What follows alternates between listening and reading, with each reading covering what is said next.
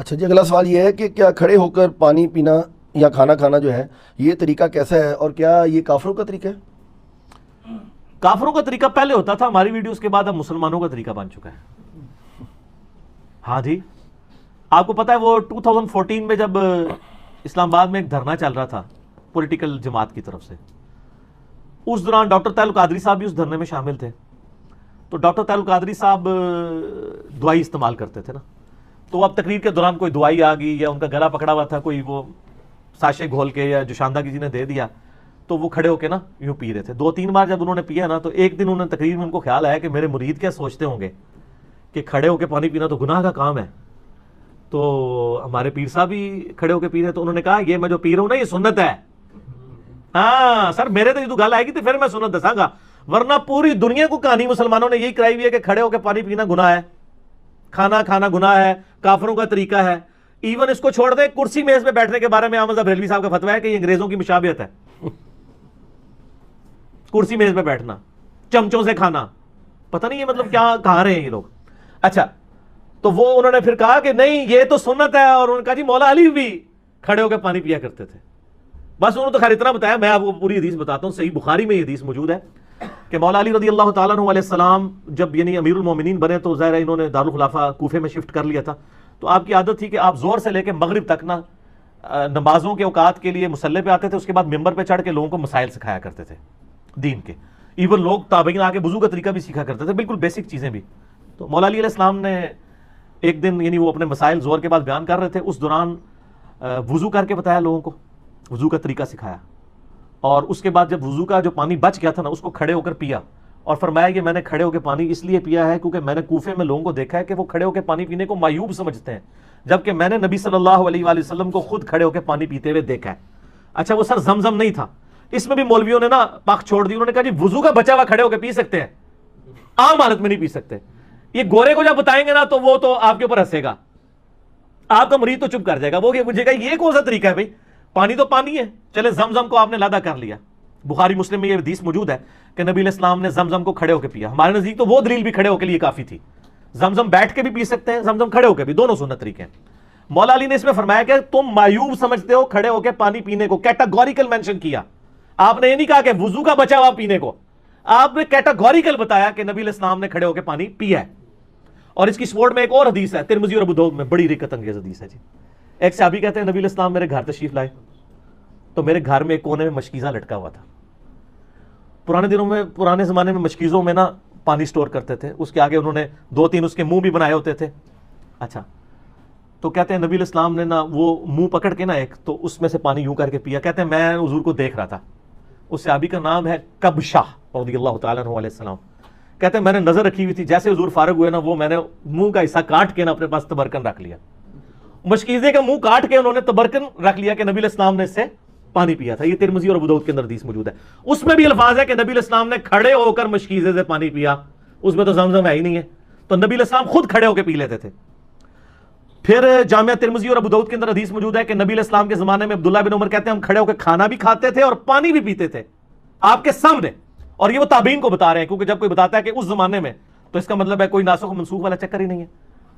اور ایک اور حدیث ترمذی کے اندر موجود ہے کہ نبی صلی اللہ علیہ وآلہ وسلم کے زمانے میں یعنی آپ علیہ وسلم کے بارے میں خود آیا کہ آپ علیہ السلام کھڑے ہو کے پانی پی لیا کرتے تھے، اس سے منع بھی نہیں فرمایا کرتے تھے. البتہ مسلم شریف کی ایک حدیث ہے کہ آپ علیہ السلام نے کھڑے ہو کے پانی پینے سے منع فرمایا.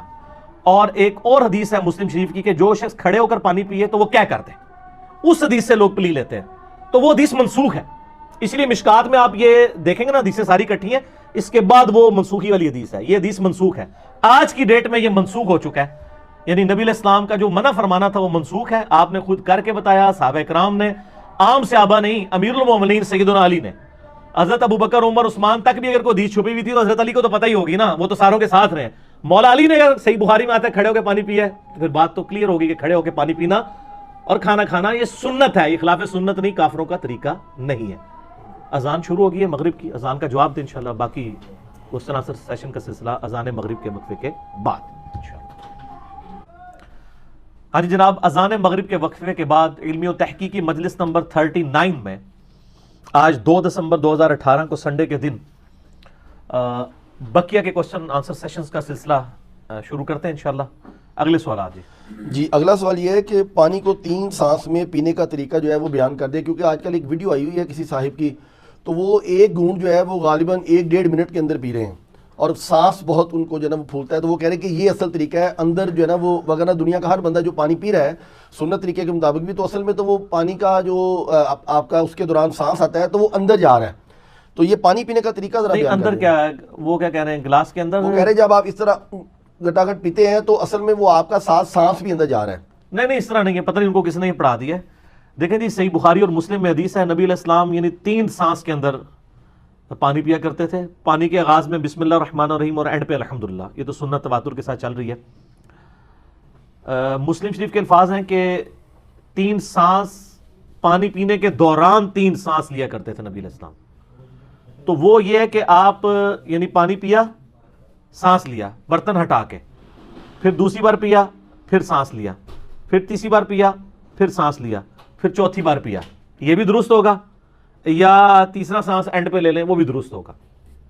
تو یہ سانس والا جو ایشو ہے وہ یعنی برتن کے اندر، اس سے تو نبی علیہ السلام نے منع فرمایا. میں نے جو پہلے حدیثیں بیان کی ہیں ابو داؤد کے اندر اور ابن ماجہ کے اندر حدیث موجود ہے کہ نبی صلی اللہ علیہ وآلہ وسلم نے برتن میں سانس لینے سے، پانی میں یعنی پھونک مارنے سے منع فرمایا. تو پھونک تو خود بخود ہو جائے گی، جب آپ بیچ میں سانس لے رہے ہوں گے تو ان کو اب سائنس نہیں نہ آتی. پانی پیتے ہوئے آپ جب سانس بیچ میں لے رہے ہوں گے تو پھونک ہی آ رہی ہوگی نا. پھونک چاہے منہ سے مارے چاہے ناک سے، وہ سانس تو نکالنا پڑے گا. اور پھر جو دوسری حدیث میں نے ابو داؤد اور ترمذی کی پیش کی ہے کہ نبی علیہ السلام نے فرمایا کہ برتن کے اندر کوئی چیز ہو تو اس کو نکال دو اور برتن کو الگ کر کے سانس لو، کیونکہ پھونک مارنے کے زمرے میں ہی آ جائے گا یہ. تو یہ پتہ نہیں کس نے ان کو طریقہ بتایا. ویسے تو ترمذی میں ایک علیحدہ سے حدیث بھی ہے، وہ روایت کمزور ہے اس لیے میں نے وہ پیش نہیں کی، جس میں آپ علیہ السلام نے واضح فرمایا کہ برتن کو علیحدہ کرو، پھر سانس لو، پھر پیو، اس طریقے سے. لیکن وہ کمزور روایت ہے. لیکن اس کے بعد مضبوط روایت ہمارے پاس موجود ہے ابو داؤد کے اندر، ترمذی کے اندر، کہ برتن کے اندر سانس نہ لو، الگ سے لو. اور جو ابو داؤد اور ابن ماجہ کی میں نے حدیث بتائی ہے کہ نبی صلی اللہ علیہ وآلہ وسلم نے پانی میں پھونک مارنے سے منع فرمایا. پھونک چاہے منہ سے جائے چاہے ناک سے جائے دونوں ہی غلط ہے. تو یہ سانس لینے کا طریقہ یہ ہے کہ برتن سے الگ کرنا ہے، اور وہ آپ نے ایک ہی سانس کے اندر نہیں پینا. بلکہ مسلم شریف کے الفاظ ہیں کہ یہ زیادہ زود ہضم ہے یہ چیز کہ آپ سانس لے لے کے. اور سانس لینے کا مقصد یہ تو نہیں تھا کہ اب آپ پانی پی رہے ہیں تو بیچ میں ہی سانس لیں، یعنی وہ وقفہ کرنا ہے، یعنی پیا سائڈ پہ کیا، پھر سائڈ پہ کیا، اس طرح 3 بار کر لیں. تو وہ بیچ میں دوران لینا ہے. اس میں واضح الفاظ موجود ہیں. پتہ نہیں کس نے ان کو، ادھر تو ہر طرح کی چیز بک رہی ہے جی. ہم تو صرف سمجھا ہی سکتے ہیں نا. جن کو نہیں سمجھ ان کو کہیں گے کہ آپ اس طرح کریں. مشکات المصابیح کی جو دوسری جلد ہے نا، یہ سائیکلوپیڈیا آف حدیث ہے. دوسری جلد کے اندر اینڈ پہ جا کے ایک چیپٹر آ جائے گا مشروبات کا بیان. اس میں یہ ساری حدیثیں آپ کو انٹریکشن فارم میں مل جائیں گی، تو آپ کو پتہ چل جائے گا قرآن و حدیث سے. جب اچھا یہ آپ نے جو کلپ دیکھا ہے انہوں نے حدیث کا انٹرنیشنل نمبر کیا بتایا تھا؟ نہیں حدیث کا انٹرنیشنل نمبر تو انہوں نے کوئی نہیں بتایا. کیوں؟ تو وہ پھر آپ وہ فرماتے ہیں نا، فرماتے کو اپنی جیب میں رکھے نا. ہم تو آپ کو جو چیز بتا رہے ہیں وہ لنک نکلے گی. تو تسی بھی ہر گڈی دے مگر نہ ٹر پیا کرو. اگر کوئی گل کرتا ہے نا انہوں ہی پوچھا کرو کہ سر کتنے لکھا ہے. اس طرح تو کل کو کوئی بندہ جو ہے وہ پانی پینے کا کوئی اور طریقہ ایجاد کر دے گا تو پھر میرے پاس سوال لے کے آ جائیں گے. سوال ان سے پوچھیں جو ڈیوائز کر رہے ہیں. ہم سے آپ جنرل پوچھیں کہ سنت طریقہ بتا دیں، ہم بتا دیں گے. جب وہ بتا رہے ہیں ان سے پوچھیں کہ انہوں نے کہاں ہی پڑھا ہے. وہ تو صحیح الاسناد حدیث کے بالکل خلاف ہے. جب پھونک مارنے سے منع کر دیا، سانس لینے سے منع کر دیا، تو ہر چیز بیچ میں منع ہوگی. بیچ میں نہیں لینا، الگ سے لینا.